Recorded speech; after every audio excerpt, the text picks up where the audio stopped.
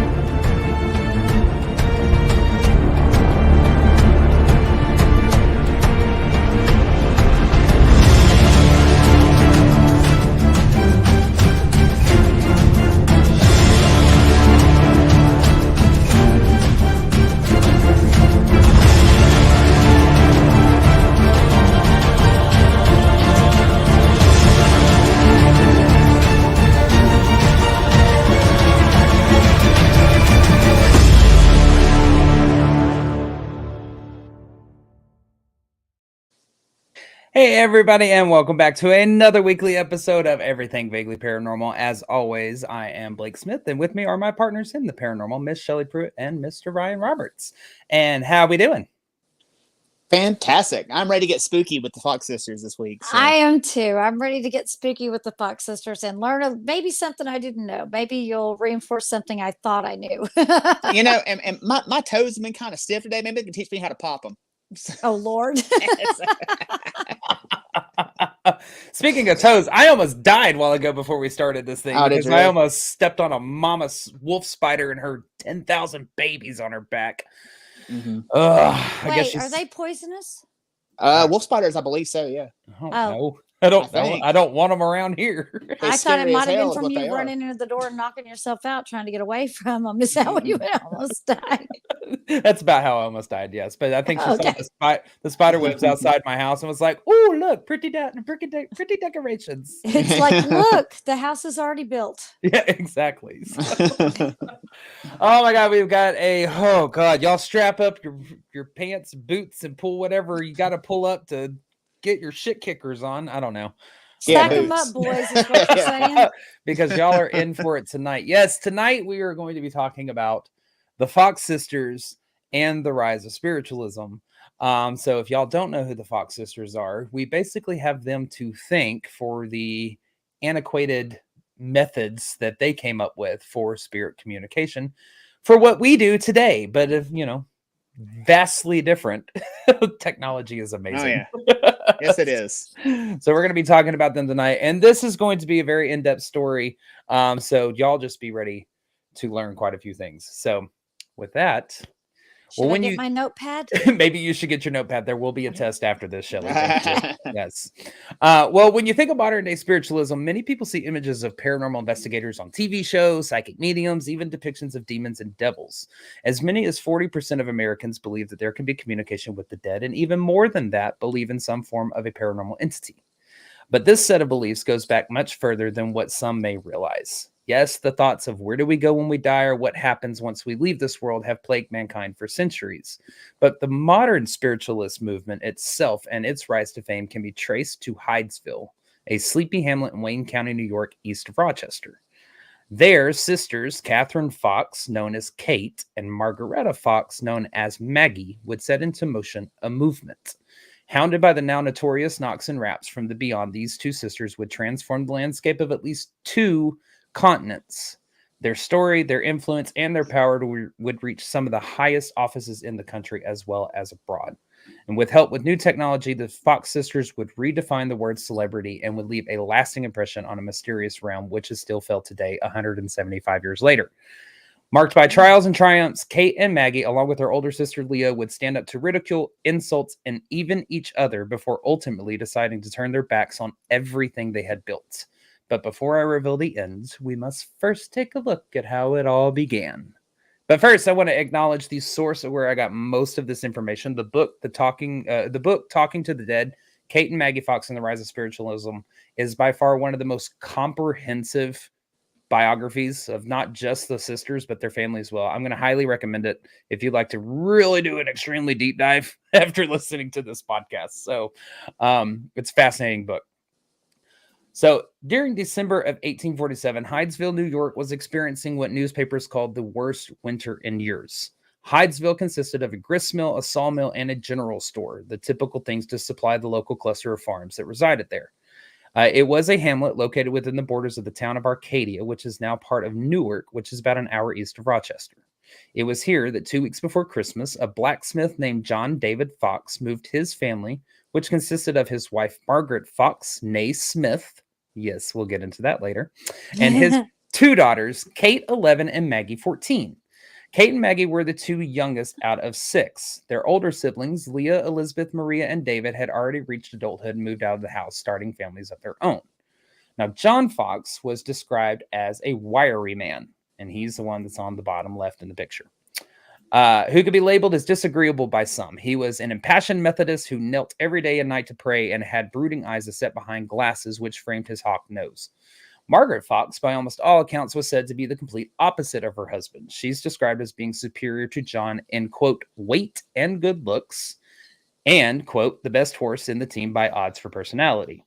And she was somewhat matronly with a double chin and an ample bosom, is how she's described. I was going to say, boy, they all got a face for radio, that's for sure.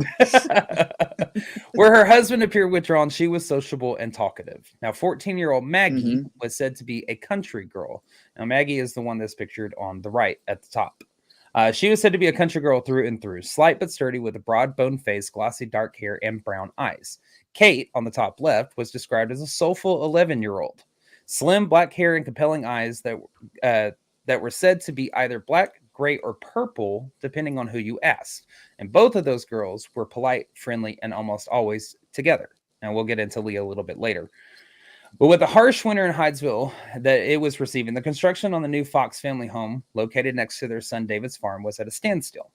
So it was from Henry Hyde, which was Hydesville's founder's son, that the Fox family rented a small but humble home. Now, the Fox family home wasn't anything spectacular, very nondescript. It was a wood frame home with one bedroom that the family shared. The front door opened up into the south-facing parlor. It was serviceable with a lot of windows and 2 stoves. And it had a buttery, which could be used as a second bedroom. And an enclosed staircase led up to a large attic and one down to the cellar. Now, at the time in Hydesville, besides having the harshest winter ever, death was a constant in life. Yellow fever, fires, typhus, drownings, malaria, horses kick, murder, slow spreading infection, and even suicides were happening all at the same time. 40 was the life expectancy, and 20% of children didn't live past their first birthday. And medicine of the day did little to help what was worse, a lethal poison. And the newspapers of the day kind of reflected this, honestly, because between advice columns and the advertisements, what was unfolding was a story of a haunting in Baltimore, which involved a 16-year-old girl fatally shot by her overbearing father, who was actually gunning for her lover at the time. Damn. Yeah. But not only that, there were also tree branches that were snapping from the weight of the snow and ice, and small animals were scratching for food. So it leaves very little to the imagination, especially of that of 11 and 14-year-old. But as the family settled into their humble abode the last 2 weeks of March 1848, those 2 weeks proved to be a very trying time despite the constant thought and fear of death. And there was more than just the sounds outside taking place at night, as the house seemed to come alive. Thumps in the ceiling, sharp raps on the beds and nightstands, and bumps on walls and doors kept the family from a peaceful sleep. Their son David told them that if they just looked hard enough, they'd find the source of the noises. Yeah, I like David. He's like a debunker. Well, deciding their lives would no longer be overtaken by these noises, on the eve of April Fool's Day, 1848, the family laid down to sleep. Almost instantly, the raps began, but something else took place that had never happened before. Now, in a 40-page pamphlet entitled "A Report of the Mysterious Noises Heard in the House of Mr. John D. Fox in Hydesville, Arcadia, Wayne County, authenticated by certificates and confirmed by the statements of the citizens of that place and vicinity." Say that 5 times fast. Yes, that's the actual name of it. That's the title. Author E.E. Lewis published the interviews that took place that night. Now, Margaret Fox states, quote, "It sounded like someone knocking in the east bedroom on the floor. The whole family slept in that room together and all heard the noise. The first night we had the rapping, we all got up and lit a candle and searched all over the house. It was not very loud, but it produced such a jar to the bedsteads and chairs that could be felt by placing our hands on the chairs or while we were in bed. The two girls who slept, this is still a quote, the two girls who slept in the other bed in the room heard the noise and tried to make a similar noise by snapping their fingers. The youngest girl is about 12 years old, Kate. She's the one who made her hand go, as in snapping. As fast as she had made the noise with her hands or fingers, the sound was followed up in the room. It made the same number of noises the girl did. Now, the other girl, who's in her 15th year, Maggie, then spoke in sport and said, now do just as I do. Count 1, 2, 3, 4, etc. Striking one hand in the other. I don't know why they don't say just clap, but whatever. Mhm. The blows which she made were repeated as before, and it appeared to answer her by repeating every blow that she made. Mhm. Well, with this, Margaret's gears kind of start turning as she takes over the questions. She asked for her children's successive ages, and the raps responded correctly. And so she took it as this invisible visitor was actually intelligent. So she continued to kind of hound this invisible visitor. She asked, "Are you human?" No response. "Are you a spirit?" Make 2 raps. 2 raps followed. "Are you an injured spirit?" 2 more raps. "Were you injured in the house?" 2 more raps. "Is the person still living that injured you?" 2 more raps. And with the same method, Margaret ascertained that its remains were buried under the dwelling and how old it was. And she finally asked, would the spirit continue rapping as she summoned the neighbors? And 2 more raps. So Margaret sent John, her husband, to fetch the neighbors, Mary and Charles Redfield. And after telling them about the raps, Charles was like, nah, I'm good. But Mary was like, oh, yeah, I'll go. Mary is Shelley. Shelley is Mary. So Mary goes over to the Fox's house, and she goes in the bedroom with her 2 sisters, Kate and Maggie. They're huddled up into the bed at this point. They're completely terrified. And Margaret and Mary sat on the other bed, and Margaret continued. She said, count to 5, and 5 raps followed. She said, count 15, 15 raps followed. She said, tell Mary's age. Not very nice or ladylike, but 33 raps followed. That was correct. She said, if you're an injured spirit, manifest it by 3 raps. 3 raps followed. Now, intrigued, Mary, she raced over to get her husband, who returned, and after hearing these noises, summoned even more neighbors, the Mr. and Mrs. Dusler. Then Mr. and Mr. Dusler ran to get even more neighbors, Mr. and Mrs. Jewell, and then the guys who were night fishing in Mud Creek, which is the river behind their house. They heard the commotion. They joined. So there's a lot of commotion happening in this house right now. There's probably about a dozen people in this home. Well, Mr. Dusler, who had rented the home 7 years prior to the Fox family, he was skeptical at first. But eventually he took over the questioning, in which he was able to conclude the following, quote, that it, talking about the spirit, was murdered in the bedroom about 5 years ago, and that the murder was committed by Mr. Bell on a Tuesday night at 12 o'clock, that it was murdered by having its throat cut with a butcher knife, that the body was taken down to the cellar, that it was not buried until the next night, and that it was buried 10 feet below the surface of the ground, end quote. Wait, so Mr. Dusseldorf just gleaned all that? I wish Right. it was that easy. Right. Yes, Mr. Dusseldorf. He gleaned all that from the raps. Well, he just worked for 48 hours to get one freaking Right. name, and he got Yeah. where they're buried and what time they died. Are you out of your mind? Right. And surmise this all from raps and snaps. Well, you know, I mean, Get out of here. maybe with that crap. he's Mr. good. Dusseldorf's a damn liar. Well, hold on, I'm not done, because what he also figured out. Go ahead, Ryan. Real quick. So you said he rented the house how many years previously? 7 years prior. Okay. And so he did not possess the home at the time whenever this supposed murder took place, right? No. Well, no, because then Okay. it'd be too obvious that he was the killer. That's how he knew all that crap. Yeah, I just wanted to make sure, because the timelines were lining up, because that's 7 and 5, so 7 years, and then the murder took place 5 years. Okay. Yes. I'd say it was 5 years. That'd be 2 years after I moved out. Oh yeah, I think it happened 5 years ago, not 7. That's when I was there. Not then. Not then. I know what happened. I bet you do. It seems like the people in town would have known about it, because it was a small town that would have been in the paper. I don't know. Continue with your fabulous story. Well, hold on. Let me tell you, let me tell you what else he was able to gather right. from his raps and knocks. He also figured out that the spirit was that of a peddler, or what we would classify as a door-to-door salesman of small items, Okay. who was murdered for the small fortune that he carried of about $500. That's awfully specific. Now, it was true that there was a Mr. John Bell who rented the house at the time the spirit had said. Okay. But the group began to test it a little bit further, all the way up until midnight. And after wrapping the number of children in different neighboring households, as well as what deaths each family had experienced, the group developed a more detailed form of communication, which was the alphabet. It was to wrap on the correct letter, and he ended up giving his initials as CB. And there was also as in Chuck Berry, I don't know. And there was also a yes-no system that was developed, which is knock for yes and silence for no. So this is probably the most earliest form of technique method. Okay. That's being developed for paranormal investigating. Right. That we still do that. I always say, Yeah. light this up or don't do anything if the answer is no. Yeah. Yes. Yeah.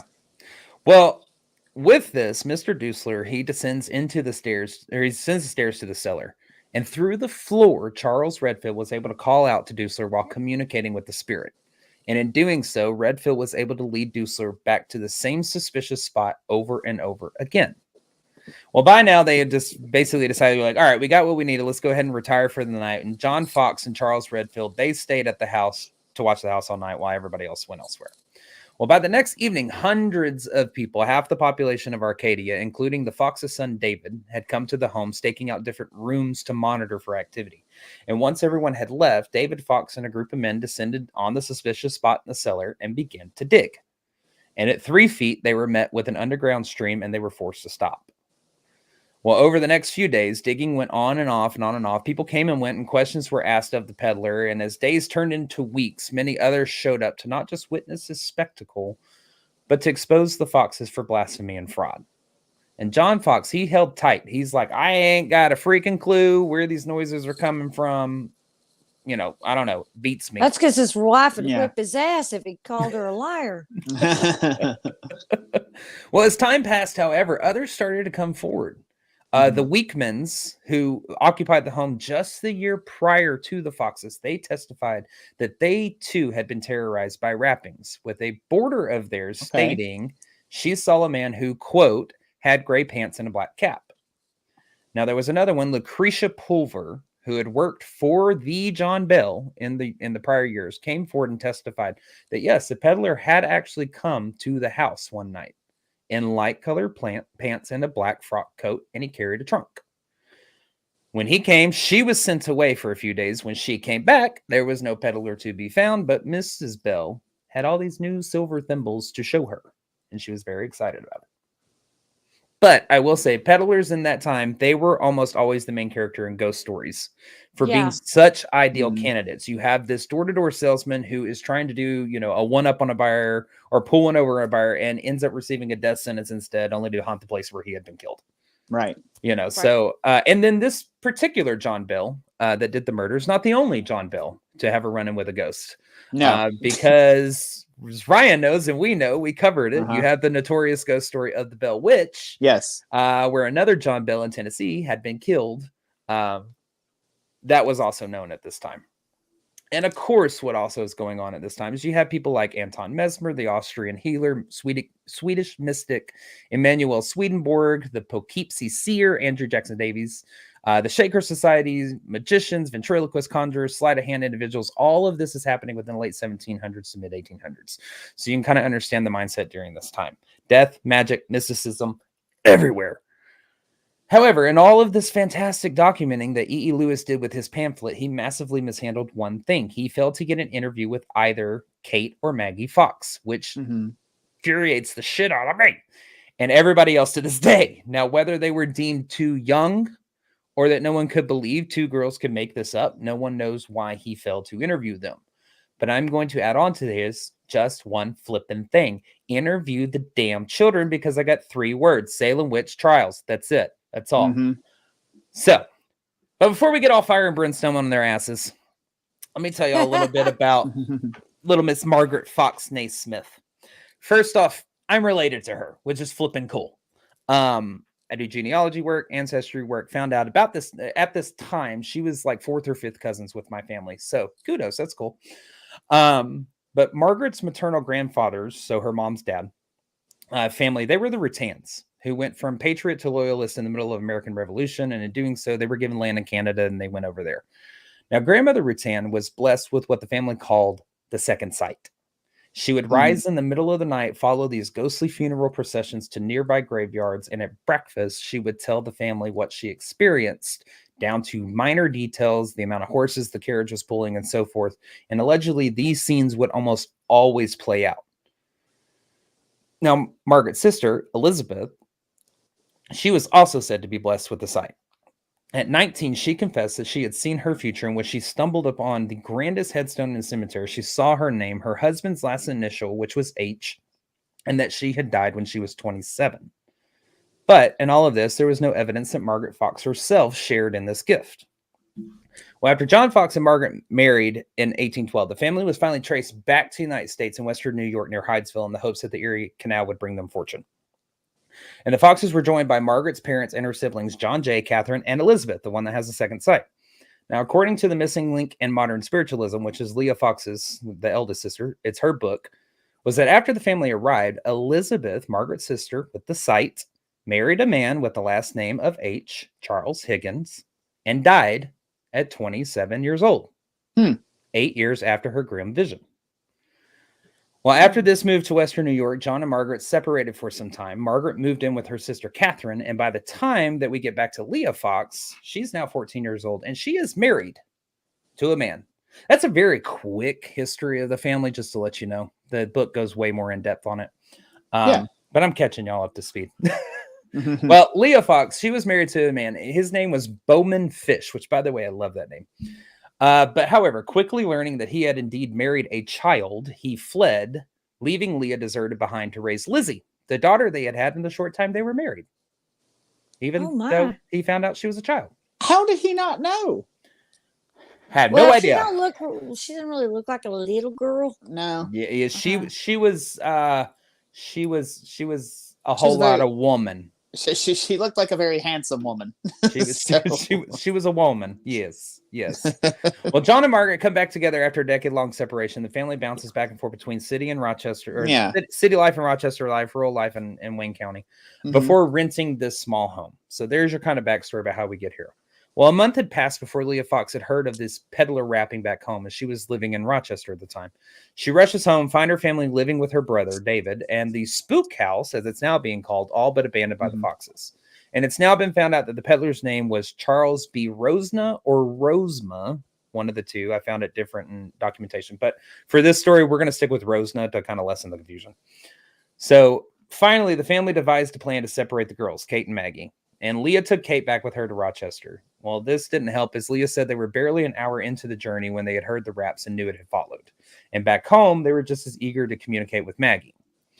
Well, in Rochester, Kate and Leah's turmoil didn't ease at all. Although they had heard raps the first night, it was nothing like the second night when doors began to slam open and shut. Tables moved about the room. They could hear footsteps walking up and down the stairs as well as above them.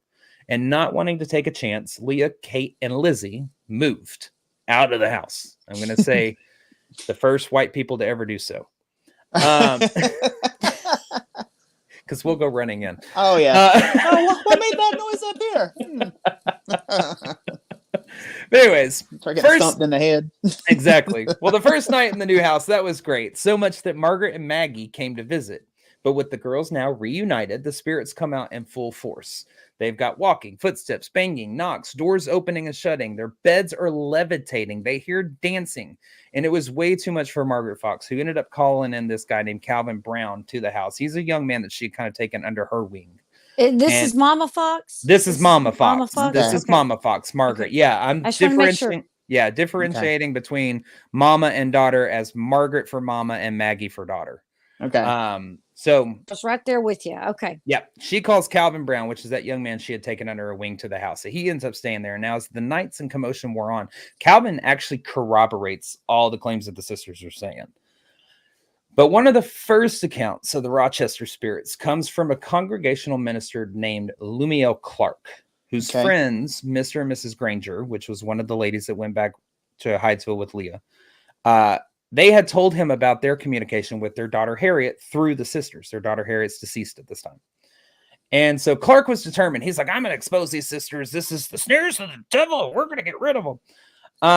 So they call a seance. Well, it wasn't a seance. And they call a circle. When we show this picture in a minute, it's going to look very familiar. In attendance were the Grangers and their daughter Elizabeth, Kate, Maggie, Leah, and Margaret, so the Fox family, Leah's daughter Lizzie, Calvin Brown, and a Mrs. Elihu H. Grover, which was the other lady that accompanied Leah back to Hydesville. Well, they all sat around a large table, and the rappings began almost immediately, while, as Clark could tell, all mortal hands juggled food and or dishes. And two spirits spoke. Softer raps was the Granger's deceased daughter Harriet, and louder thumps was the murdered peddler Charles Rosna. So you can see from the photo, before we drop it down, put it back up real quick. Yeah. You can see from the photo what's taking shape here. Looks very familiar. Yeah. Yeah, they're doing a form of table tipping in this photo where they place their hands on the table very lightly and, table tilts and all that kind of stuff. But this is an actual depiction of a Fox sister seance or circle, if you will. Well, okay, you can take that down. Yeah. When one of the members in the attendance asked Clark if he would like to see the table move, of course, like either any one of us would do, he'd be like, Hell yeah. Absolutely. But he had terms. He ordered all to put their feet on their chair rungs, draw their chairs about a foot away from the table, and place their hands as high in the air as they could. And they all did as they were instructed. Now, according to Clark's account, this is the skeptic, the table slid towards him across a very knobby rug as if pushed by, quote, the strength of a man. Now, in another attempt, Mr. Skeptical Clark, he moves the table even closer to him and watched as the table slid back in place. And after examining the table, he found no machinery. This is all in his documentations in another 40-page pamphlet that I read. He found no machinery. He found no hidden wires. He found no rollers. And he was absolutely left completely baffled. So over the next few weeks, these spirit circles, like the one that was in the picture, or seances, begin to take on a very more familiar shape, with Kate always present as the medium through which the spirits communicated. Now, absent at these was Lizzie, Leah's daughter, because she had been banished from the household by Leah for displeasing the spirits. Like, Leah was like, go, get out. I would never be able to Move go out. to another paranormal investigation again. Yeah, right. Start treating you like I she pissed does them, Lizzie. but presence pisses them off. Do we know how she displeased them? Yeah, she was terrified and she asked them to stop. And Leah was like, why would you do that? Don't do that. You need to apologize. And there was a huge uproar and she ended up banishing her from her house. This displeases me. Leave at once. Yeah. Well, it wasn't long before the Grangers and a few friends, went back with Kate, Maggie, Leah, and Margaret on a mission to find these peddlers' bones. Now, the group of men that was there, along with David Fox, the son, headed into the basement and began to dig. And again, were met with a rush of water. Well, this time they had gotten, though, what they were looking for. Strands of hair, bits of broken pottery, and bones. Huh. Now, this solidified it for some as solid proof and pissed others off as well, who showed up to the spook house with shotguns in hand until David Fox was like, hey, whoa, what are we doing? And dispelled the group. Now, I'll let you know, violence was real at this point for people like this, because just prior in 1844, Joseph Smith, the Mormon prophet, he had been killed for the radical beliefs he had practiced and propounded. Okay. Now, although the sisters at this time didn't pose a serious threat to any religion, even the slight chance that they could speak to the dead, that was enough cannon fodder. And again, let's not forget the not so distant Salem witch trials. Again, where women and children were jailed and killed for a lot less. Right. Well, in walks these two individuals with the help of a very well-connected family friends, Amy and Isaac Post. The Fox sisters were able to develop a better form of communication. 3 raps equal to yes, 5 raps signaled the use of the alphabet, and 1 rap or silence meant no. Now, the Posts, pictured here, they were connected to individuals such as author and abolitionist Frederick Douglass and women's rights advocate Elizabeth Cady Stanton. And through these connections at the Seneca Falls Convention in New York, these influential people began to hear the spirit communication of the sisters. And it's also at this time where Leah, she begins to exhibit kind of her own mediumship through direct communication with the spirits, not through raps and knocks like her sisters, but direct communication. On the other hand, the sisters are also beginning to be revered in Christian establishments as frauds, with their, quote, visitors being of the devil or delusions of their imaginations. Now, my question is, which one is it? Right. Is it real and it's the devil, or is it delusions of your imaginations? Well, they're devilish delusions. So it's both. I guess. Well, it seems that the sisters are, if it seems like the sisters are in the right place in the right time frame. I know that sounds Mhm. horrible to say. You're not going to be the only one that's thinking that, because in 1849, an epidemic of cholera broke out in which many lost their lives. Mhm. That only helped to create the circumstances in which a movement that promises immortality, that it could grow. Right. So with such an epidemic, the sisters' reputation began to reach neighboring counties, and Leah's Rochester home was filled with radical reformers, grief-stricken parents, skeptics, and even evangelicals. And even the spirits of the time began to communicate their desire for the sisters to reach larger audiences by giving them very highly detailed instructions. What they told them was that George Willits, a friend and believer, he was one of the first believers, he was to take place over business affairs. And Eliab Capron, a frequent seance visitor, he was to be placed in charge of coming up with a lecture to open with for the sisters. Now, after a number of drafts and all stuff trying to find the venue, it was finally booked and the scene was set. The local newspaper on November 14th, 1849 read, quote, Corinthian Hall is this evening to be the theater of a very new and startling developments, or the exposure of one of the most cunningly devised and long-continued impositions ever practiced in this or any other community. Now, newly built Corinthian Hall could seat about 1,100 to 1,200 people, and the sisters managed to pack 400 spectators into the seats. Wow. Now, on stage was Maggie in a light blue gown, and Leah, who at this time had refused to publicize her gifts, but she was scrutinized just the same. And the night for the sisters, honestly, was kind of a success, with the evening opening with a lecture from Eliab Capron and knocks beginning almost immediately and resonating throughout the hall. However, once concluded, the audience was not convinced and nominated a committee of 5 men to investigate the sisters further the following morning. Now, at the investigations, once the raps began at these investigations, the men found the answers were not altogether wrong, but they weren't altogether right either. So one placed his hand on a sister's foot, the other on the floor, and without the foot moving, he said he felt the jarring of the floor. And it also didn't matter the surface to which the sisters' feet were placed, the same sound was heard. And the men separated the sisters by some distance. Nothing was heard. But once a person was placed in between them, with them being at the same distance, the raps continued.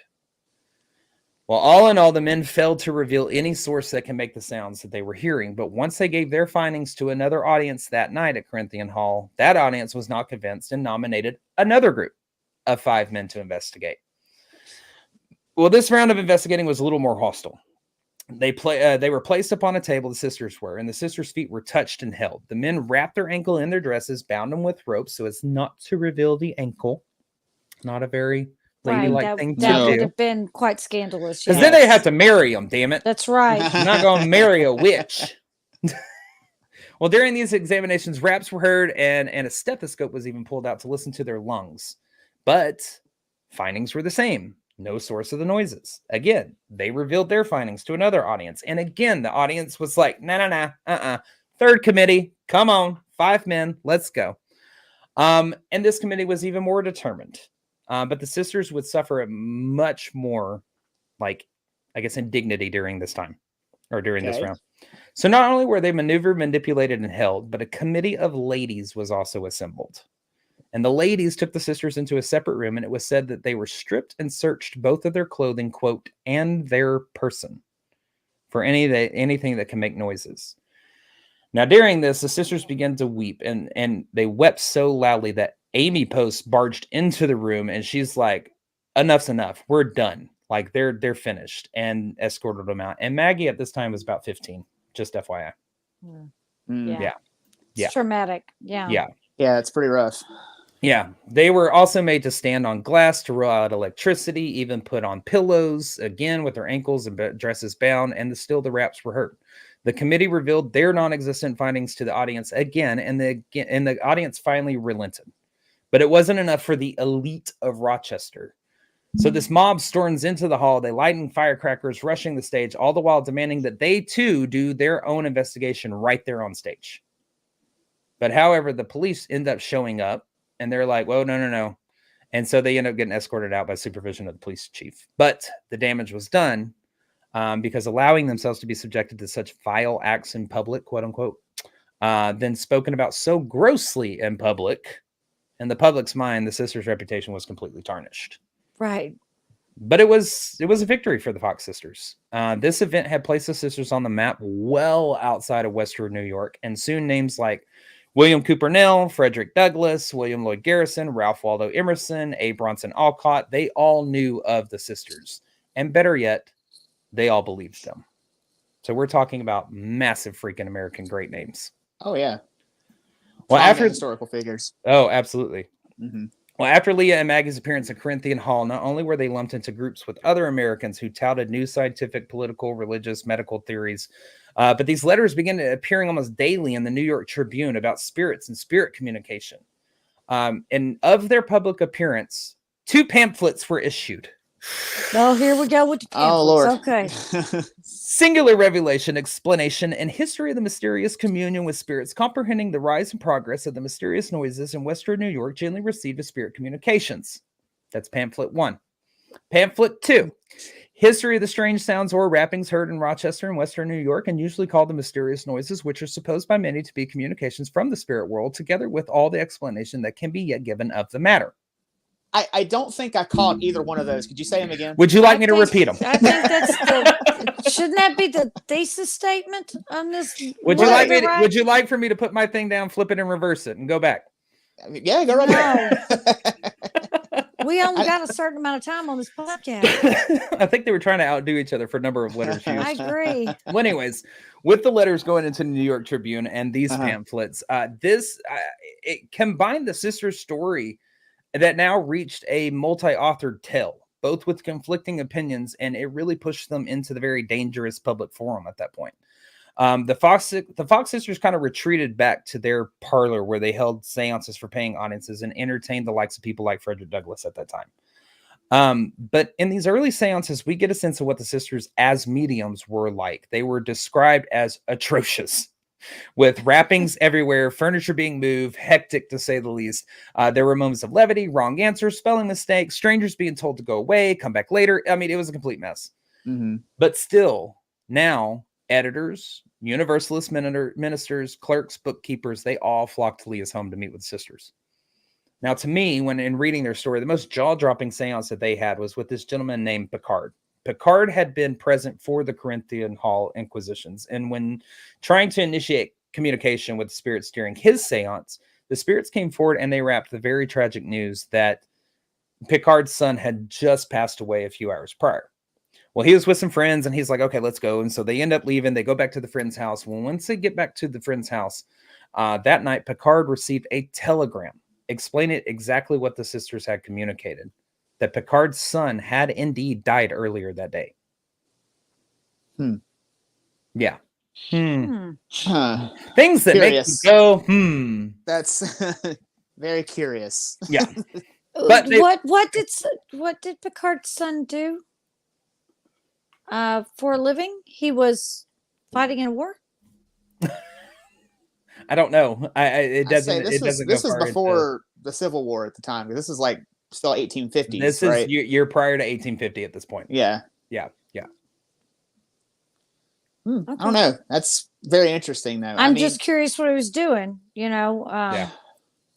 Okay. But still, how would I'll give him that one if that's. I'll give him that one. Well, blind pig and an acorn every now and then. Yeah. I mean, being that you said previously there were misspellings and mistakes, and then all of a sudden this happens. Huh.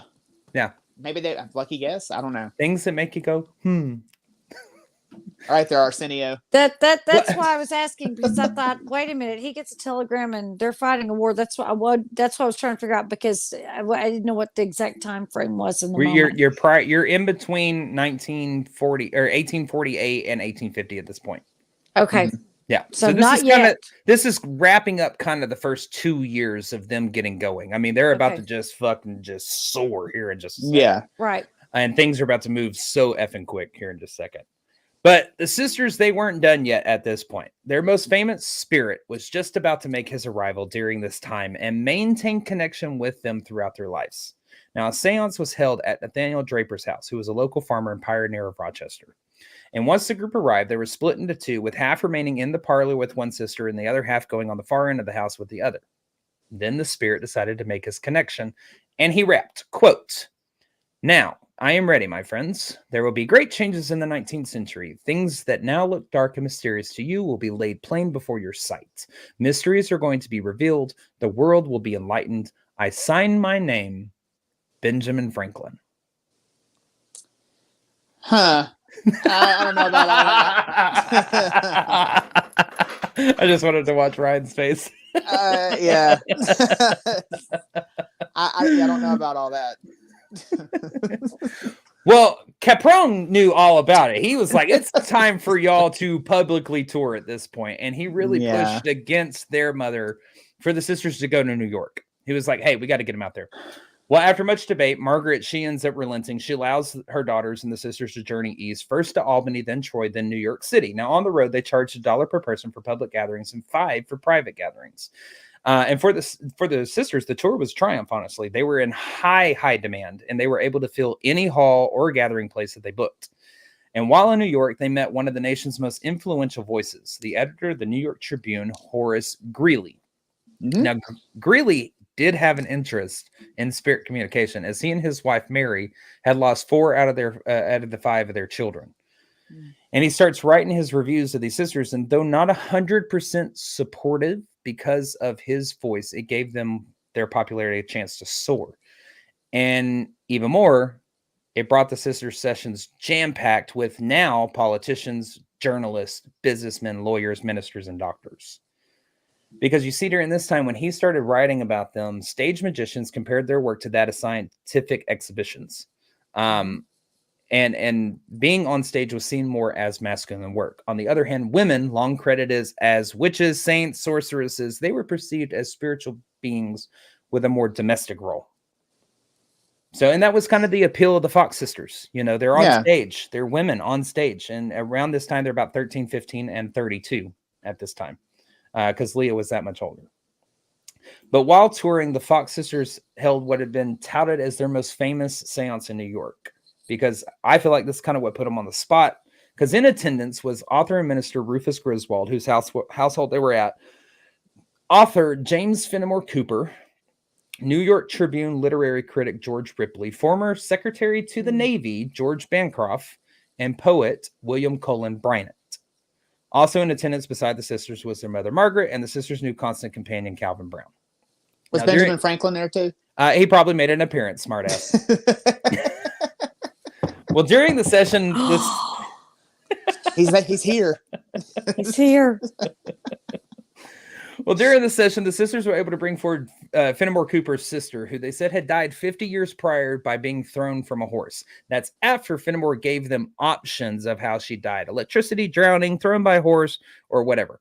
And Cooper was shocked. Not only did they get the time frame right, but the accident of how it happened as well.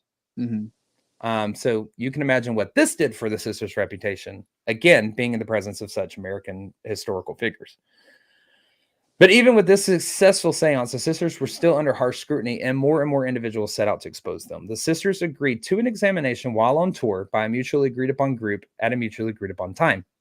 However, the leader of the opposition had something different in mind and stormed into a seance demanding the sisters be subjected to the test now by 3 ladies present at the seance and his wife. The sisters, all 3 this time, were disrobed down to their undergarments, examined, manipulated, maneuvered, and inspected from head to toe. And again, nothing could be found to explain the noises people in large crowds were hearing. Was that still on stage, or was that backstage? No, they were in a private setting at that point. All yes, they were at a private seance at that point. Okay. But again, this did nothing but tarnish and hurt the reputation of the sisters in the public's mind. No man would ever want such a vile woman who subjected herself to this type of test in public. Whatever. Strip naked if you want, ladies. It's all good. I'm with you. I support you. Yeah. Free the nipple. Oh, sorry. Well, with the sisters exhausted, they wrapped up the New York tour, and Leah and Maggie head home while Kate stayed behind with Horace Greeley to receive a first-rate education, quote unquote. Well, I mean, she did. That's a quote, first-rate education. Mm-hmm. Now, what's happening in society at this time keeps death at a constant in the minds, because President Zachary Taylor, he falls ill and he passes away from cholera. President Fillmore takes over, a compromise of 1850. You've got the Fugitive Slave Act. Both are inactive. I mean, it's a mess with the country right now. Yeah. But in the midst of the turmoil, a new definition is beginning to emerge, which is the celebrity. With the help of the telegram and large media coverage in newspapers, individuals were able to meet larger and larger audiences. And one such celebrity example is that of the Swedish nightingale Jenny Lind, famed singer sponsored by none other than P.T. Barnum. And even Jenny Lind said that she wanted to meet a new, emerging, and controversial celebrity, Kate Fox. But the meeting wasn't as successful as hoped. Jenny Lind blamed Horace Greeley for producing the sounds of the raps. However, Lind was said to have praised the young medium and left her with a soft but gentle kiss on the forehead. Farewell. So for Leah and Maggie, the same couldn't be said. Kate's over here living the high life, right? So Kate has kind of garnered the spotlight of the three, even though the three have their little show together. Yes, because Kate was said to be this, since she was the youngest, she was said to be very obviously youthful, but pretty and very kind of almost reserved. And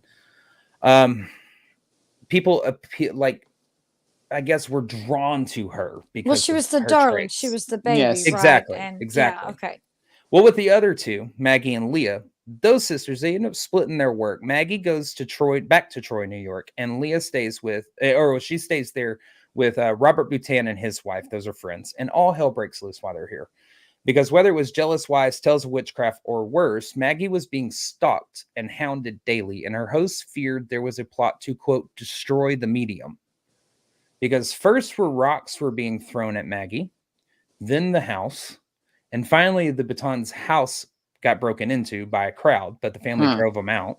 So they start communicating to Leah, hey, you got to secretly come get your sister. So she rushes to Troy, New York, and she pulls up to their house, and she is met with a mob outside of their house as one person in the household of the Butans is brandishing a pistol to keep everybody back. They rush Leah in, fire, shots ring out through the windows of this. I mean, they're trying to kill these women at this point. Yeah. You know? And so once they finally see their escape, Maggie's too ill to travel because of all the stress. They're not going to go back home. So they go to Albany instead. And it's really that it's because the sisters at this point, they're becoming modern celebrities. They are promoted, loved, and despised. Yeah, you're not going to be able to go back to a small town after No. garnering that level of celebrity, especially then with what they were doing. Like you said, there's a religious element. There is these people are not as these people are since celebrity is new, they're not as reserved as people are today. I mean, there's still a lot of crazy people that do a lot of crazy shit, but back then, like you said, they're trying to kill them, they're trying to maim them, they're trying to get souvenirs, they're trying to do whatever they can to get close to these people. Yeah. You got to stay in a big city. You got to stay the hell away from Troy. A place where you can get lost. Right. Absolutely. Or just lose people. Blend. Blend in. Yeah.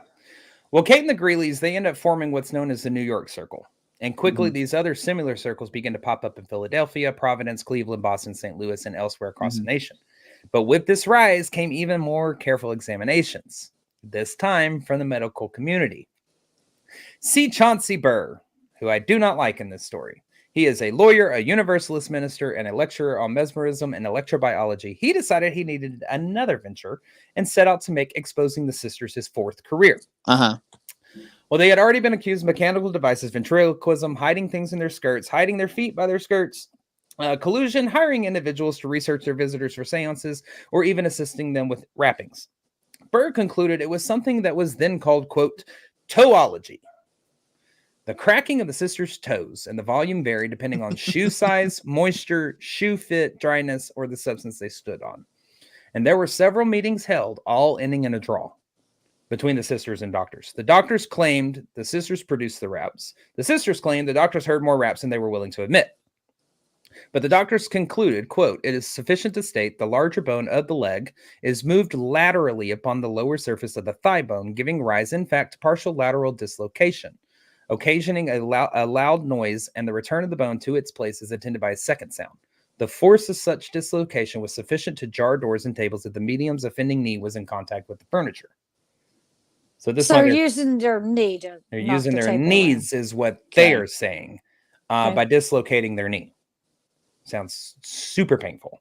And pretty difficult being that doesn't that patella floats, right? So just checking. No.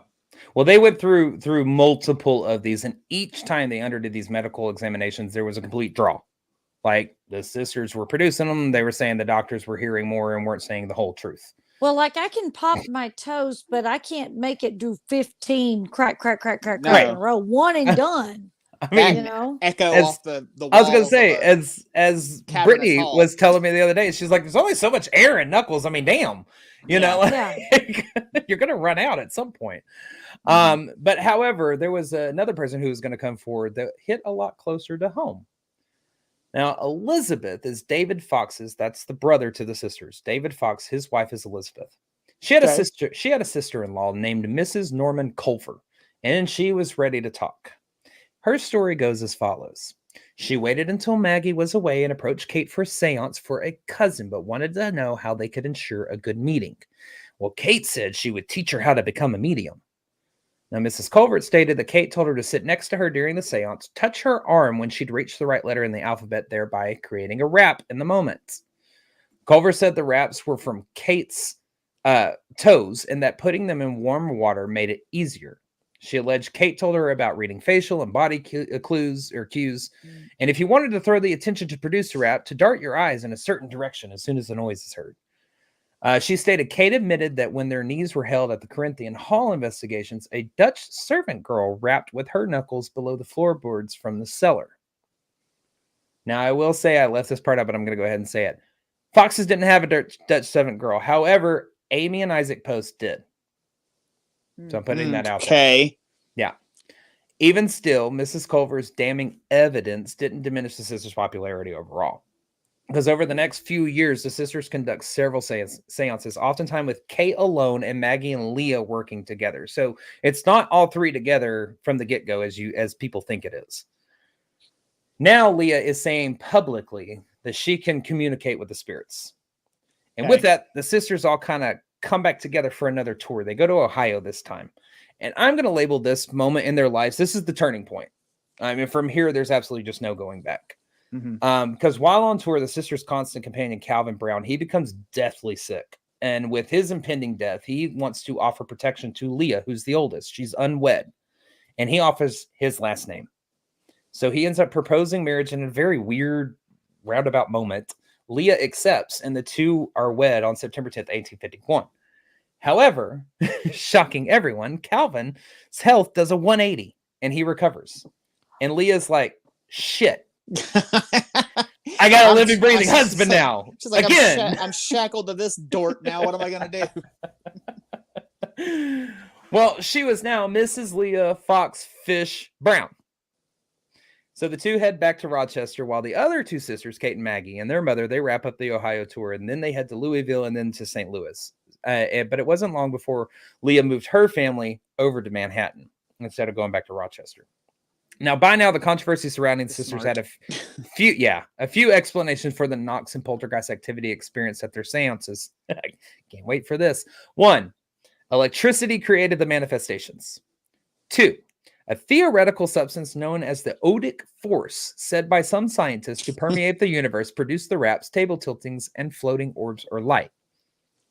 Okay. 3, a combination of collusion, ventriloquism, and conjuring tricks. 4, the unconscious involuntary movement of the medium's muscle. I'm sorry, but is that not kind of mediumship in and of itself? The unconscious, involuntary? Anyways. Or 5, my favorite, psychic powers. Man, these learned scholars really did hard work here trying to figure this out. It's the so somebody asked what force it was. It's the odic, ODIC. I tried to look that up and I got really confused. Ryan, do you happen to know human Rolodex off the top of your head, a short definition of it? I don't. I just assume it's just like energy pulsating throughout the universe is maybe. I don't know. I'm just gonna take a stab in the dark here and say that I don't. Isn't Odin Loki's daddy? Well, it's like Odin, yeah, That would be my guess. Yeah, that's power that's of kind of where I got. compelling them. I don't know. That's power Yeah. compulsion. What does Odin do? Well, Odin He's just a big old Norse god. He is. I mean, he's like the Zeus of. And this is a Norse people, mythology. yeah, people who are in Norse mythology don't come from my head here. I mean, he's pretty much like Zeus in Norse mythology, I think. Ryan, just shut up. Just leave it alone. Let's just say he the head honcho in Norse mythology, right? Yeah, he's the big one. Yeah. Okay. Just So let there's know something in the power of Odin to say, hey, Mm-hmm. knock on this table here for me. Odin's like, I said, okay. Thor's the god of, well, I guess Thor's the god of thunder, so Zeus, I don't know. Anyway, I'm just letting y'all know right now that I can see our producer in the green room. She is holding her face in her hands, laughing because she's all into Norse stuff. But anyways, we'll have her explain it later on to us. The Norse god got him. Yeah, no, exactly. In the 4 years since the peddler's appearance in Hydesville, the sisters had managed to forge the way for a movement. The New York Circle expanded its membership and became the New York Conference. Tens of thousands of men and women were said to share in the faith.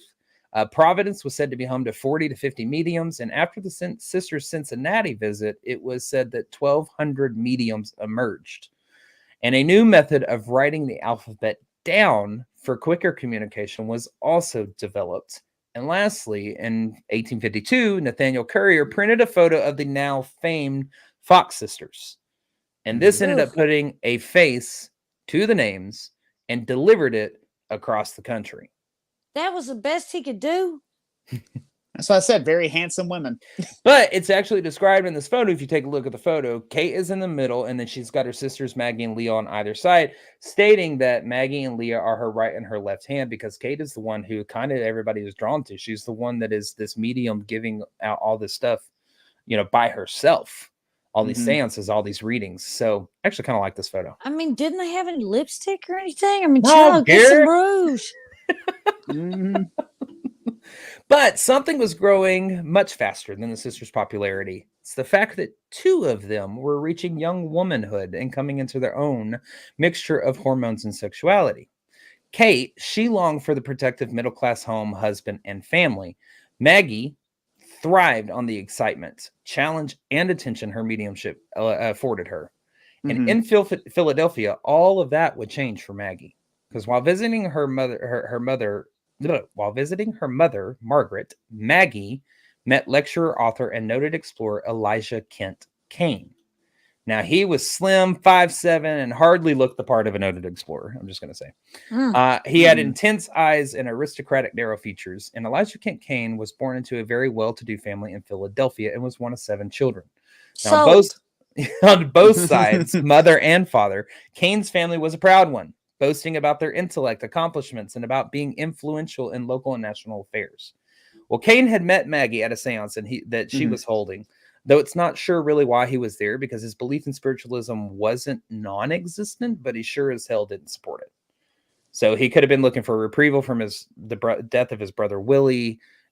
Regardless, it didn't take him long to surrender to the charm of Maggie Fox, who was 13 years his junior, by the way.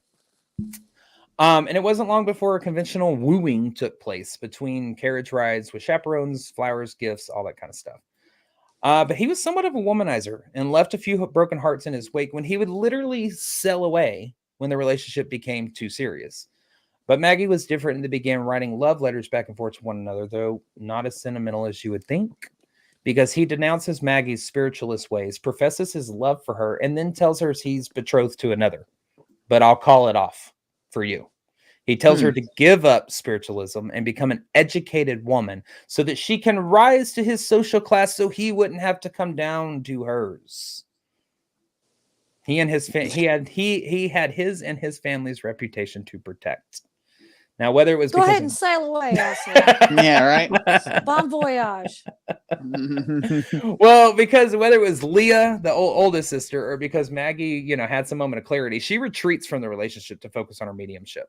Well, on this retreat, the sisters spent some time in Washington, where they entertained now soldiers, congressmen, government officials.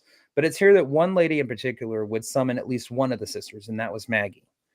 Because the country had just elected a new president, Franklin Pierce, who was about to be inaugurated. Well, his wife, Jane Pierce, despised politics and had already had 2 of their 3 sons die in childhood. So she's not looking forward to Franklin's presidency at all. Well, in January of 1853, the Pierces, traveling with their only son, were on board a train that derailed, crushing and killing 11-year-old Benjamin right in front of his parents. And this sent Mrs. Pierce into a tailspin, who spent her husband's first term dressed in all black, hardly making public appearances, and becoming known as the Phantom of the White House.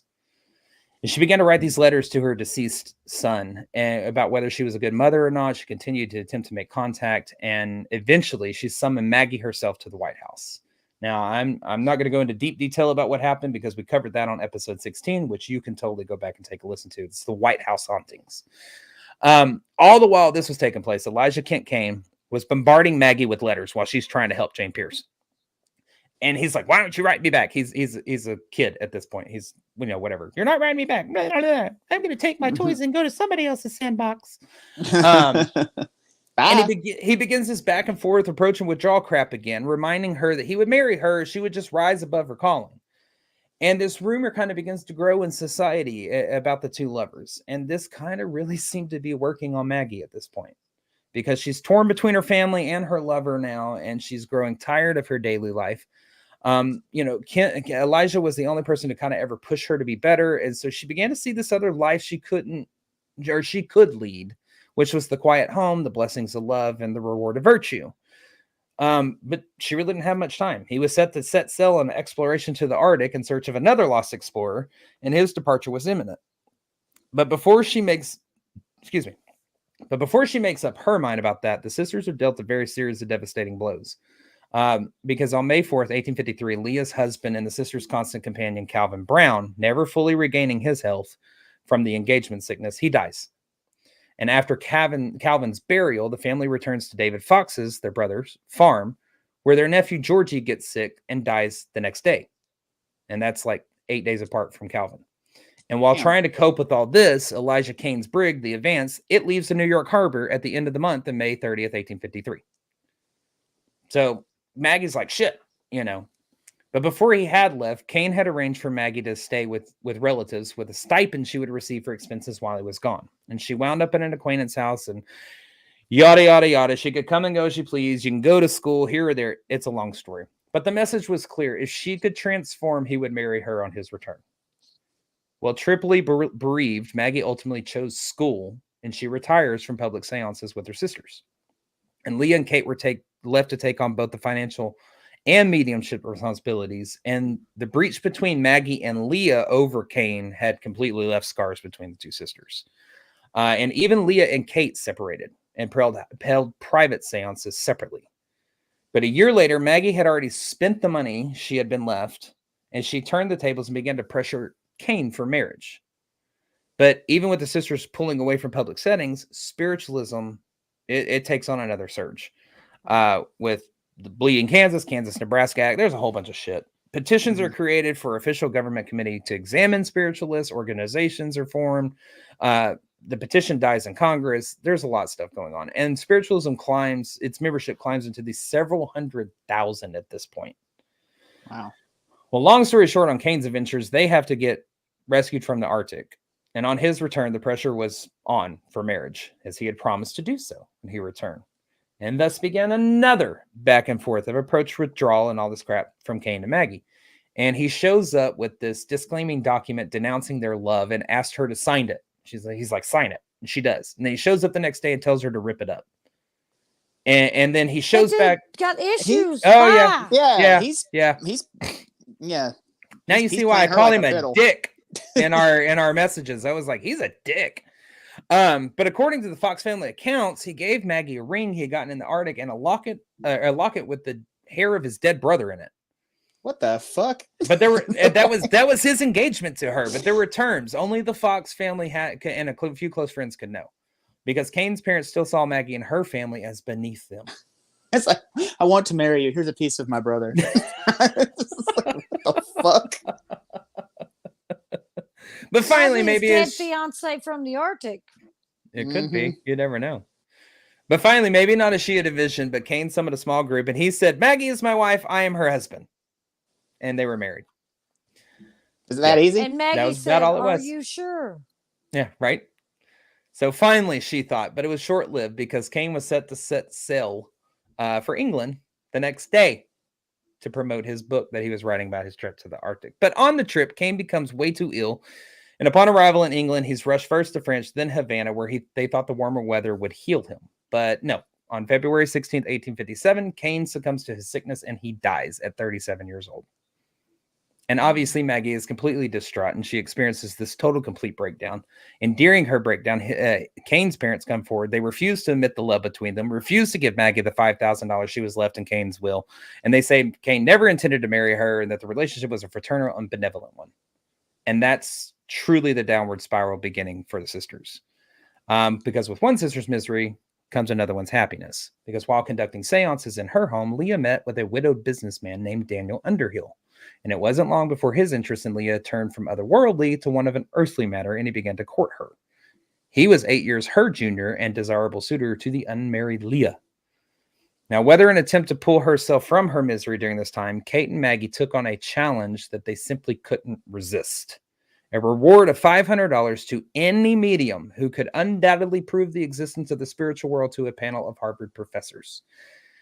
This did not go in the sisters' favor.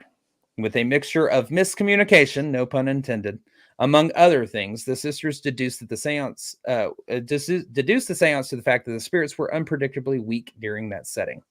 And the panel looked at it as outright fraud, but the dissenting opinion took on a personal tone for Maggie, because one of the Harvard professors, Louis Agassiz, I don't know, denounced Maggie for her, quote, contaminating the influence of the truth of a man who had named a geographical promontory in his honor, her husband, Elijah Kent Kane. So in other words, she was tainting Kane's reputation. Yeah. Why didn't you just say that? Yeah.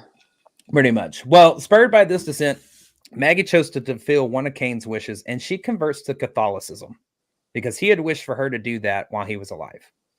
And with this, she completely denounces any association with spiritualism, but she doesn't denounce her sisters, her family, or the spirits themselves.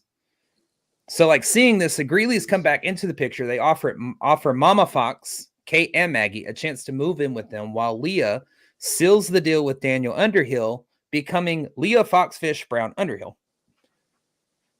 And John Fox, the sister's father, he joins in this marriage, the celebratory marriage, even after being absent this whole time from their lives. And Leah and her family moved to Manhattan, and she finally had everything she had wished for. She was a housewife, she was respectable, she had a husband, all of that. And with this, she too retires from public seances, but maintained doing private seances in her home. Now, she wasn't about to give it all up because Daniel, he was a believer in spiritualism, as was his parents. I mean, he was truly a perfect match for her, honestly. Mm-hmm. But for Maggie, with her rage towards the Kanes growing every day, and perhaps to distract her from the daily struggles, she ends up resorting to turning to alcohol to cope. I mean, she completely felt trapped. No inheritance, a dead husband, very few options other than her mediumship to, make an income, which she gave up her mediumship, so she's not getting an income. Kane's parents still refused to give up the $5,000. We're talking, we're years later at this point, a couple of years later. And they insistently demanded the love letters between the two. Well, Maggie resisted. She held tight onto the letters. She moves to Manhattan as well.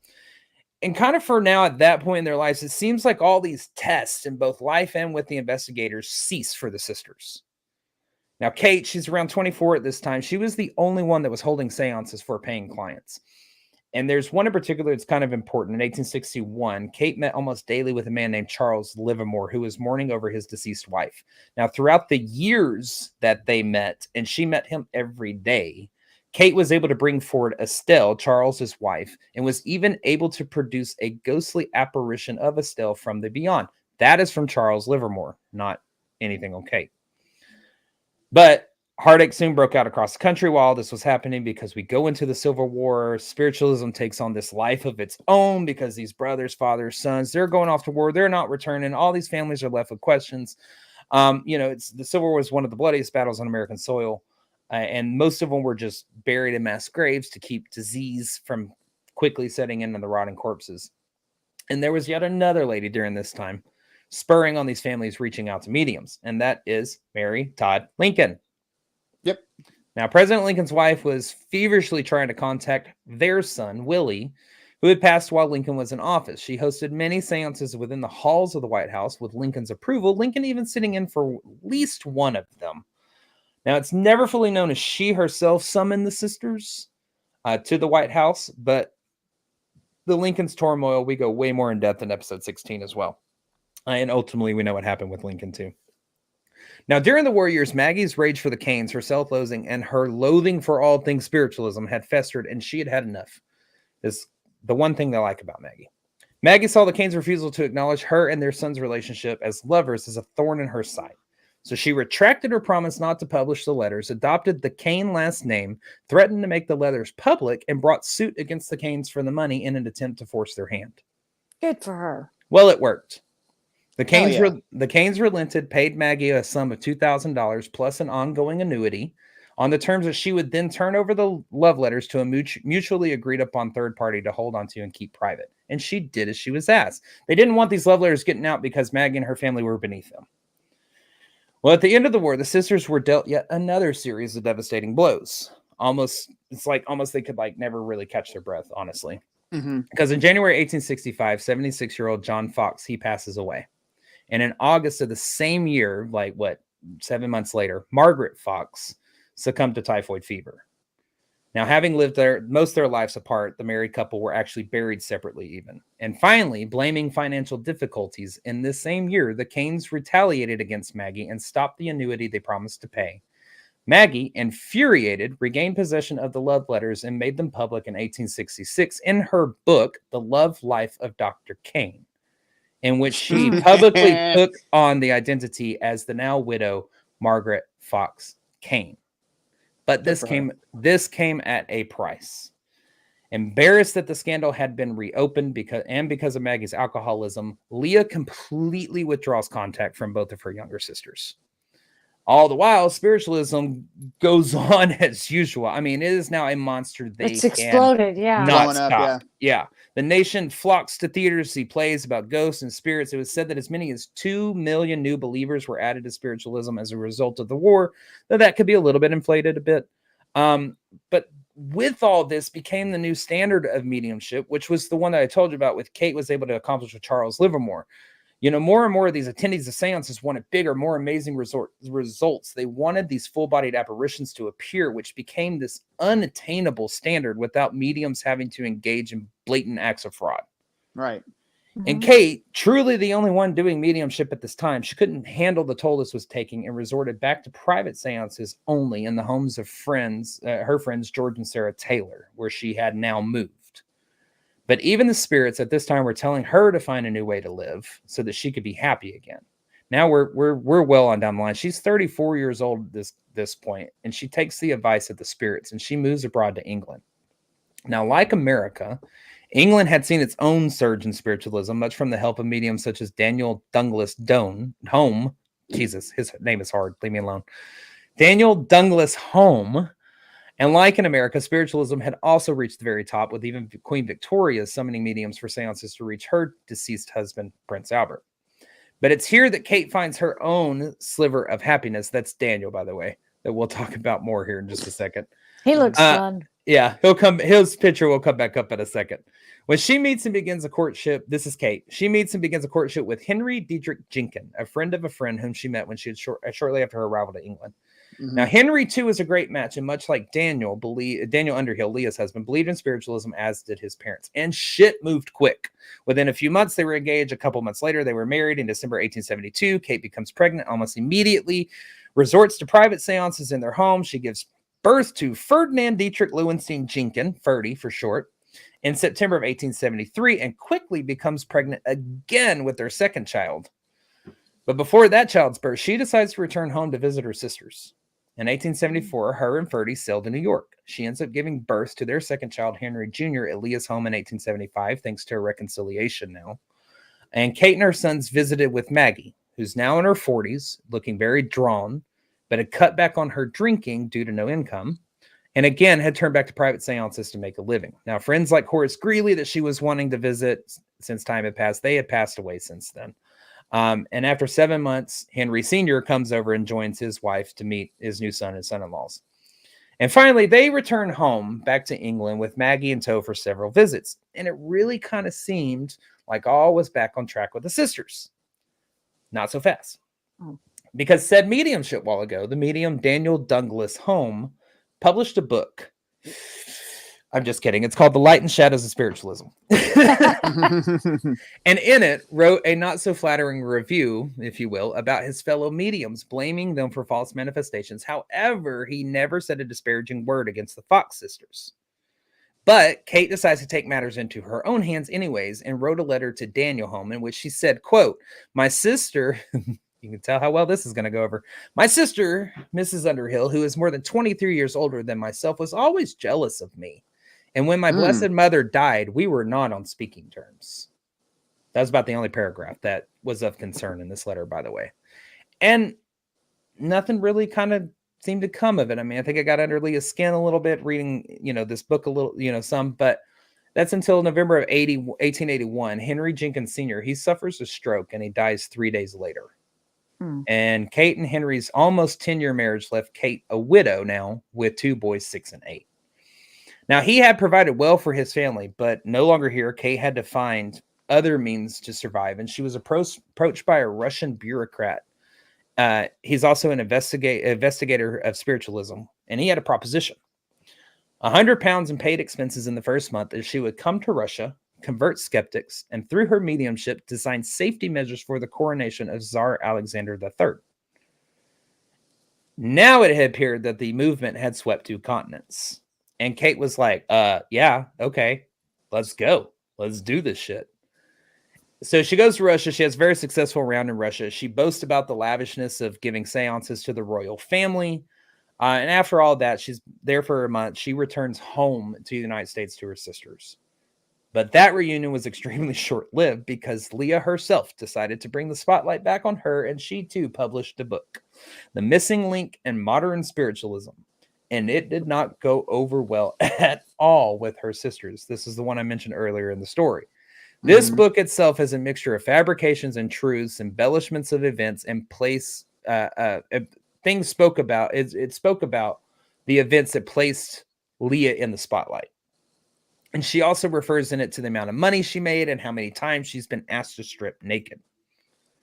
So, yeah, you can tell it was a bombshell, to say the least. And it took a toll on Kate in particular.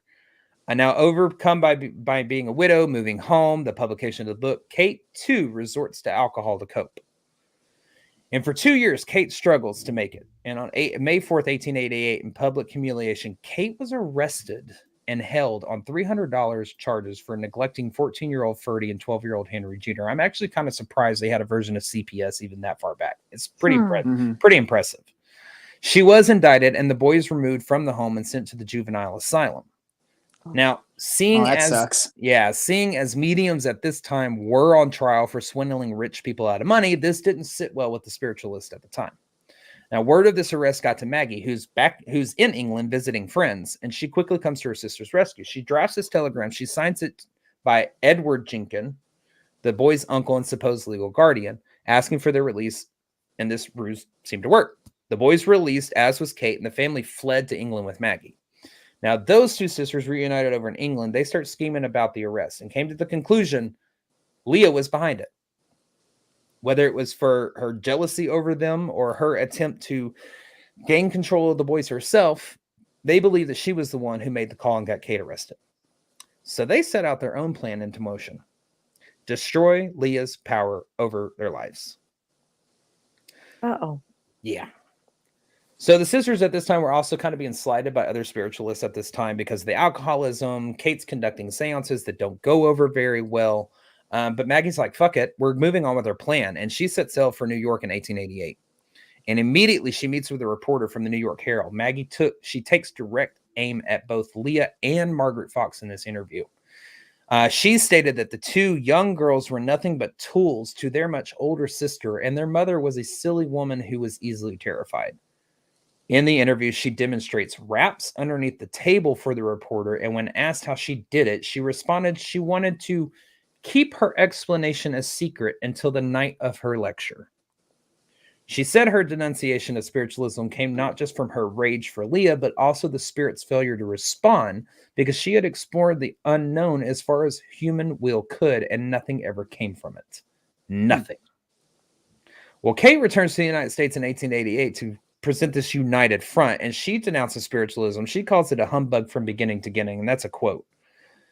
And as Maggie had promised, she gave her lecture on October 21st, 1888 at the New York Academy of Music to a packed house. Kate was also present in the audience to lend her silent approval. Their main goal, discredit Leah. That was it. That's all they wanted. Leah had said Kate was an unfit mother. That was Maggie's thing. How dare she? Because in her mind, Leah was the one who abused innocent children, manipulated those who knew no better, and who were helpless under cruel and self-serving adults. I mean, Maggie was absolutely fucking pissed at this point. So, Right. So Maggie gets up on the stage in front of a packed crowd, and this is what she admits. She says her and Kate were young and mischievous and liked to terrify their mother, and said, quote, "At night when we went to bed, we used to tie an apple on a string and move the string up and down, causing the apple to bump on the floor, or we would drop the apple on the floor, making a strange noise every time it would rebound. And from apple dropping, they had advanced to rapping with their knuckles and joints, a discovery that Kate had made first with her fingers, and that both girls soon learned to reproduce with their toes. Quote, the rappings were simply the result of a perfect control of the muscles of the leg below the knee, which govern the tendons of the foot and allow action of the toe and ankle bones that are not commonly known. No one suspected us of any trick because we were such young children. We were led on by my sister purposefully and by my mother unintentionally. We often heard her say, quote, is this a disembodied spirit that has taken possession of my dear child? The younger girls relished in confusing the adults. She did admit that, but it was Leah who forced them to continue. They were, quote, exhibited to a lot of spiritualist fanatic. Miss Underhill, Leah, made as much as $100 to $150 a night, which she pocketed. Leah had conspired in trickery, attempting to instill her beliefs in spirits in her younger sisters, and even supply cues about when to rap yes or no at seances. And once she finished this damning opening statement, Maggie invites several physicians onto stage with her for a public examination. She slips off a shoe. She places her stocking-clad foot on a small pine table, and sharp raps were heard resounding throughout the theater. Now, while the raps continued, the doctors examined Maggie's feet. Then Maggie stood on another examination table, after which the doctors pronounced that the raps were indeed made by her big toe. And Maggie alleged in her confession that she and Kate were the victims of Leah's ambition and greed after this examination. She confessed the seances had actually moved from their original purpose and were instead back channels at which females wearing the sheerest of gauze pretended to be apparitions and gave their permissions of sexual orgies in the dark.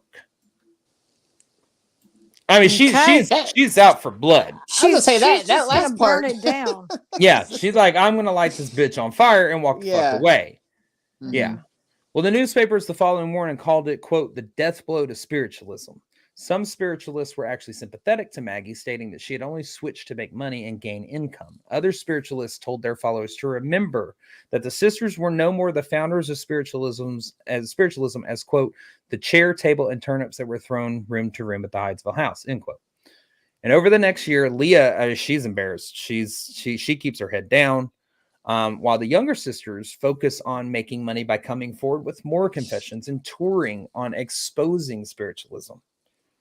But a year later, almost to the day, supposedly at the behest of the spirits, Maggie recants her devastating attack in an interview with the First Society of Spiritualists of New York, saying, quote, would to God that I could undo the injustice I did the cause of spiritualism under the strong psychological influence of persons who were opposed to it. I gave expression to utterances that had no foundation in fact, and that at the time throw discredit on the spiritual phenomena. She denied being given money to recant, and instead put the blame on powerful Catholics who had wanted her to denounce spiritualism as talking to the dead was more suited to exorcism than a celebration. She really kind of wished she ran out of money. Yeah. She wished to resume her life of seances and making money, but instead was met with insult after insult, and the drama took a toll on the family. Because Leah, being seen as this queen mother of sorts by spiritualists, she ends up dying November 1st, 1890, 2 years after the devastating blow to spiritualism and 1 year after Maggie recanted. She suffered from carditis, an inflammation of the heart that had been exacerbated by, quote, nervous excitability. She was buried in the Underhill plot in Greenwood Cemetery. Now, Kate herself had completely disappeared from friends, from public, and all who knew. I mean, she fucking vanished. No one knew where she went or what had happened. Was she still in Europe at that time? No, she was still in the States. Okay, but she was still in the States. Yeah, but nobody knew where the hell she had gone. It was only until July of 1892, a year and a half after Leah passed, that George and Sarah Taylor received a telegram from Ferdy, letting them know that his mother, Kate Fox, had passed away and had been on her last drinking binge when she passed. And I'm going to stop and let y'all know that right now, from this moment on, I don't know why I've read through this 8 times. I get emotional when talking about Kate. I'm sorry. Her death was contributed to chronic diffuse nephritis, a disease of the kidneys. Her occupation is registered simply as housewife. Her age was listed at 53, though possibly 2 years less than her actual age. Now, Greenwood Cemetery was the intended burial plot, but either due to monetary issues or an objection from the Underhill family, Kate's body was placed in a temporary vault. And out of the 3 sisters, only one remained. Maggie was effectively penniless at the time that Kate died. She lived in an apartment loaned to her from a friend. Well, on March 4th, 1893, an old friend of Maggie's, Titus Merritt, received a telegram that Maggie was ill. And he rushed her aside, and in the early hours at 4:30 a.m. on March 8th, 1893, 59-year-old Maggie passed away. It was simply put, quote, her heart gave out. With Maggie's passing, and from the goodness of a friend, Kate's body was removed from a temporary vault, and the sisters buried in Cypress Hills Cemetery in Brooklyn, New York, together in death as they were in life. Now, the year that Maggie died, 1893, spiritualists formed the Nationalist Spiritualist Association, which became what is known today as the National Spiritualist Association of Churches, which still meets in Seneca Falls, New York, to this year. They have a convention this year in October in 2023. The Hydesville house, the Spook House, was purchased by a fellow spiritualist and resident of Lilydale, New York, where the home was moved. Now, the original structure after the move eventually caught fire and burned to the ground. But the Hydesville Memorial Park has since been erected where the house once stood, and you can still visit the original site. Although the original house is no longer there, the foundation of the Fox family home has been exposed for all to see. And it's also said that what also remains is the wrappings at the location. Now, Lilydale has since become a year-round community of spiritualists that attracts so many visitors yearly to come partake in seminars and seances in a lakeside setting. I really encourage y'all to look up Lilydale for your own viewing. Cool. It's beautiful. It is a huge spiritualist community. It's absolutely amazing. Well, spiritualism itself had already been waning by 1888, the year that Maggie's devastating confession. Life expectancy increased and infant mortality dropped with improvement in preventative medicine, public health, and sanitation. So there were fewer tragic and untimely deaths to be mourned. Women had more varied options for work by the end of the century, both to go to college and find work than what mediumship had provided. Spiritualists' own resistance to organization also contributed to the decline of the movement. Many spiritualists disavowed phenomena such as the raps and materializations. And the love affair with technology that helped give rise to spiritualism may have played a role as well in its decline. The invention of electric lights began to banish shadows from the corners of many seance rooms. Metaphorically and literally, it became easier to exile many ghosts simply by eliminating the cause of the haunting. Pun intended. The availability of previously legal drugs, such as opium and morphine, was restricted, which helped to those helped to alter the state of consciousness directly or indirectly. I bet that took those sightings way down. Investigations became more rigorous and methodical, thereby trapping mediums in acts of outright fraud.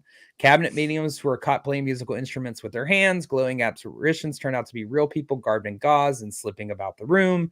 Spirit hands were simply flesh and blood hands coated with phosphorus paint. Mediums were found to be using their feet to write messages or to lift objects. And when the murdered peddler first arrived and the modern spiritualism movement was born, it quickly tapped into an old fascination with otherworldly things and occult practices and powers. However, spiritualism in response to the Fox sisters became something much more involved, calling many to its circle through more democratic means. Maggie's confession supplied crucial questions to the puzzle. Did the Fox sister actively engage in a 40-year period of deliberate fraud? If so, how the hell did they manage to pull it off? There's no question the younger sisters deserve to be better protected. That's my opinion. The age gap between Kate and Maggie versus Leah meant that Leah had been brought up in a completely different generation and perhaps saw something in her younger sisters that she yearned for. Security, and a chance to create herself anew and to give up the respectable single mother for fame and fortune first, then a life of comfort. She most likely didn't see herself as exploiting the younger girls as much as guarding them from a dismal life that she herself was experiencing. In her mind, she wasn't the villain most make her out to be. And regardless, the Fox sisters didn't help. The Fox sisters did help to create a movement, a set of religious beliefs, and a byproduct of that was a whole new line of work for women. It's not 100% certain, but it's safe to assume that at some point the Fox sisters truly believed that the spirits manifested themselves in the living. Otherwise, how could they keep up this facade for so long? I mean, growing up, they did hear about relatives who were said to have supernatural abilities. They watched their dutiful father pray day in, day out to a deity who would condemn him to hell. They had heard the ghost stories that they may have even caught the sight of a performing street magician or conjurer. And as their friends reacted in such ways at their seances, the sisters, Kate and Maggie in particular, may have been convinced their powers did indeed have a paranormal dimension. But there was a difference in the sisters. Maggie relished in the excitement of the attention until she met Elijah Kane, and in that meeting decided to reinvent herself. Now, unlike Leah's success, what Maggie failed to do was to create a third self. She was unable to transform into the genteel, respectable, upper-class woman who could be accepted. Whereas with Kate, only 11 when the rap started, seems to have lost her sense of self altogether. She became the cipher, the one others looked through to their own desires and needs. Everyone who cared about Kate truly believed they protected her, but it might be that no one, not even Maggie, ever did. She became the passive medium, the one who has the power while remaining to appear powerless. But its desire for other mediums to showcase their power to a larger and larger audience, Kate was left behind. She is central to the story of the Fox sisters. The first one, according to Maggie, who made the raps, the original medium, the sister who drew the most attention. With her ethereal presence and embodying this prototype of the passive medium, Kate may have exerted more influence over spiritualism than her more forceful sisters. Their traditions haven't changed. It's just now viewers and listeners huddled around screens to listen to ghost stories about poltergeists and paranormal phenomena, an event that usually took place around a campfire. Adults today still have the same rational fears of the unknown and the dark. Watching paranormal shows or videos, listening to paranormal stories or podcasts, or even exploring the story of the Fox sisters is a lot like peering through a kaleidoscope. It's simple to catch yourself listening intently for an ethereal voice or watching for the strings that are pulled. And even 175 years later, many people still try to explain the different scenarios to expose the ominous sounds that were heard on one night that disrupted the sleep of two young girls and their family and ultimately changed how we think about immortality. Da, da, da. I told y'all, strap up. Pull up your bootstraps. Everything you ever wanted to know about the Fox sisters. Oh, I left out a shit ton, but I got you the main story. It's hard to follow the three different paths and make them converge. This is the book. Talking to the Dead, Kate and Maggie Fox and the Rise of Spiritualism. It's not that big. It's not that thick. But this is an absolutely fascinating book because it really is kind of the most comprehensive biography that you could possibly find on the Fox sisters. Everything that I read, watched, or anything like that, they all revert back to this book, Talking to the Dead by Barbara Weisberg. She did a fantastic job at collecting all of her documents and everything. She's got a 10-page bibliography in the back that's single-spaced, about 8-point type. She dug and dug and dug and dug.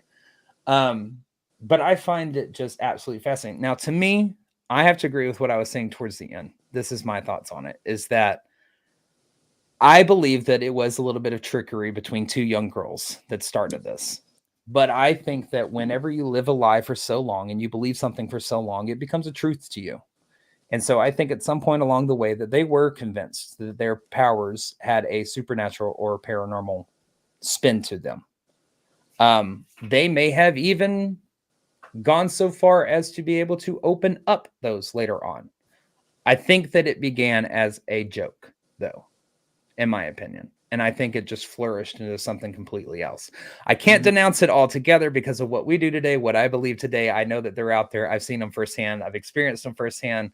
So I can't say that these sisters were completely false, but I think that it started out as a little bit of a trick and they grew into something that they didn't realize they could become. I'm inclined to go along with you. I think it was a lot of trickery. I think it was a lot of foolishness. However, I do think that after a while, like you said, you start to believe your own bullshit. You start to believe, for lack of a better term, like you start to believe, if you live a lie for so long, you start to believe that is the truth. And I think that maybe with what they were doing, maybe they could have manifested something that followed them around and maybe made some of the raps later on. It's just like some of the people that we've talked to in the past here recently, about mediumship and those types of gifts and everything like that. If you work at it, it's something that you can work to build, and is what they were telling us. And so why is it not the case here? They may have started out with trickery, but they may have learned themselves along the way and educated themselves on the processes of it, and eventually opened themselves up to something that actually was happening. I'm sure they wanted to hone their craft as much as they possibly could have, given what was available to them at the time. Right. So yeah, I think I'm inclined to go along with you. It started off as trickery and then became more serious as later on. But I understand the vendetta that they had against Leah. I get it, because they felt that they were slighted by Leah. I just don't understand why they tried to go scorched earth on the very industry that they created for themselves. They created the movement, and the religion, that they created. Exactly. The book went way further into the fact in her confession and stuff like that. And honestly, I just did not have time to tell y'all the entire confession. We'd still be going for probably about another hour. But it went further into the fact that Leah was so adamant about wanting to start this new religion and this new set of beliefs, and that takes, we know what that takes. Look at your cults, look at your trying to start that takes a lot. Regardless, they did it. Let's be honest, these two sisters did it. I don't think really Leah did it, but that they said that they got so swept up in Leah's greed and ambition to start this new religion that they began to be exploited by their older sister. I don't know if I go that far, honestly. I think that they enjoyed it on some level. They did. Because they were young, they were impressionable, they were enjoying the high life, high society, the lavishness of it. And I think in some way, things turned life shit on them. Let's put it that way. And they ended up losing their seances, their public gatherings. They weren't getting many private gatherings, and so they were taking it out on each other and just set out to destroy everything. And they became very messy in the public eye later on down the line. Oh yeah. Well, they say the brighter the star, the faster it burns out. And it just backfired and blew up in their face. What say you, Shelley? I think they're full of shit. I think that they were greedy. They really enjoyed being celebrities at a time when your celebrities were your politicians and your presidents. I think that they absolutely planned every show. You have not told me anything that they got things on the nose. They got lucky twice. Yeah. Twice. Hell, I could probably do that. But what I think they did do was I think they did bring to the forefront the fact that there are people who legitimately have these gifts, and they actually gave them a platform. I will give them credit for that. Right. But I think they were fraudsters and hoaxsters, and I think they really, really enjoyed for a moment being important. I would, yeah. They got it. With everything you gain, there is a price to pay, no matter how great or how small. They rode pretty high and they fell pretty hard, and they're 100% full of shit. I think ultimately that they believed at the end of the day, if I were to, I can believe I'm a blue elephant. It doesn't make it so. But that's what I'm saying. I'm not saying that they had powers. What I'm saying is, hold on, like my end all be all of it. If I were to say this is it, bottom line, this is my takeaway from it. It began with trickery. I think that they grew and grew and grew, and they got educated and they learned. They got educated and they learned. I do think at some point they convinced themselves that they had these gifts because they probably got so good at what they were doing. But do I think at the end of the day that any of them had anything that they could sit there and see the dead, talk to the dead, hear the dead, Absolutely not. actually do that? No, I don't think so. I think they convinced themselves of it. They might have learned Mhm. just enough how to read facial expressions, microfacial expressions, to read certain, you know, an intake of breath that might be, oh, okay, I'm on the right track. Right. Yeah, that might have happened, but it's all still a trick. At the end of the day, it's all still a trick. Who, bringing it back to a couple weeks ago, Houdini would have had a field day with these people. Houdini oh did have a God. field day with these people. Yes, he did. Was against spiritualism, and there It is was. there's a whole section in this book Episode with Houdini. 100. Mhm. There's a whole section in the book with Houdini in it, and how much against it. There's a whole section about Arthur Conan Doyle, Yeah. as well. So, of course, but did he actually end up meeting the Fox sisters and like taking them to task? That I don't recall him ever meeting him. I I think he don't- was That's he what I wasn't was- born until Yeah. 1874 mhm. and True. didn't come to Yeah, America they until didn't- 1878, and his first show wasn't until 1906. Yeah. And Okay. that's when he still had his Yeah. belief that he wanted it to be possible. Yeah. Yeah. And I'd say for some reason during reading all this, like my heart just breaks for Kate. Kate was so young, like in reading her story. I mean, her story is it's when you stop and think about it, is that everybody really kind of used this 11-year-old girl to kind of get whatever they needed to out of her. Mhm. And Yeah, I the really world told her think, she was a princess, and whenever she grew up, she wasn't a princess. well, I think that she was the Yeah. one that suffered it the worst, because I think Yeah. that she really Mhm. truly did. She never got the sense of herself. She never knew who she was. All she knew her whole life was this mediumship Was her role and this career? Yeah. medium that she played, and she was the first one to produce the raps. So therefore, she was the one that seemed to have the most prominent gift. My heart just breaks for her. It just seems like every time seemed like she had something on track, like something else would happen. Mhm. You know, the death of her mother, the death of her father, the death of her husband, you know, just like, damn, man, like, come on. she was born into the Couldn't catch a circus, and break. she was expected to perform. Yeah. Pick an act, honey. We're all doing one. But I will say this, I do have to thank the Fox sisters, because 175 years ago, and I don't know how I keep picking these topics that are on the 0 and 5 for anniversary years, but whatever. The Fox sisters, because of them, we now get to do what we do today. We just do it with a lot more technologically advanced means and methods, if you will. But at Because the end of the day, we're still looking for knocks and raps. we're still looking for Yeah. knocks and raps. And anybody who's Mhm. watching, who's been on investigation with us, y'all can honestly say, how many times have you heard us? Can you give us a knock? Can you, Give us a can you tap. do this? Can you give us a tap? Can you give us a knock? Can you, or our thing now is, can you light this up? You know, Yeah. they didn't have that back then, but No.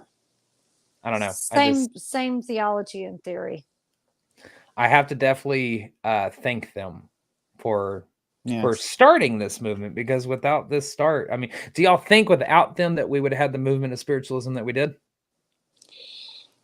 I mean, Yes, that's just yeah. somebody would have come along with it, but Yeah. Yeah. Somebody had to be the first. somebody had to be the first. Hmm. I just wish it would have been somebody And it- credible. And it just happened to be the spooky Kardashians. So. The spooky 1800 Kardashians. Yeah. Keeping up with the Fox sisters. She's like, hi, I'm Leah and I make a good porridge. I churned the best butter. I can sew a button on pants. Sorry, now I'm down the rabbit hole of the Fox sisters as the Kardashians. That's great. I mean, That's they're awesome. about as messy. Yeah. So, Yeah. Well, I mean, y'all have any last thoughts on them? I do not. I said what I needed to say. yeah, You think pretty they're much. bullshit and full of crap? They're full Yeah. of shit. But They thank were you for doing what you did. fantastic showmen. But thank you for your contribution to what we get to do today. Exactly. Mhm. It's the Yeah. same. It's the reason why Shelley has been able to catch a full body shadow On more than one occasion. on more than one occasion. Thank you very much. And with that, Blake, why don't you tell them everything that they need to know?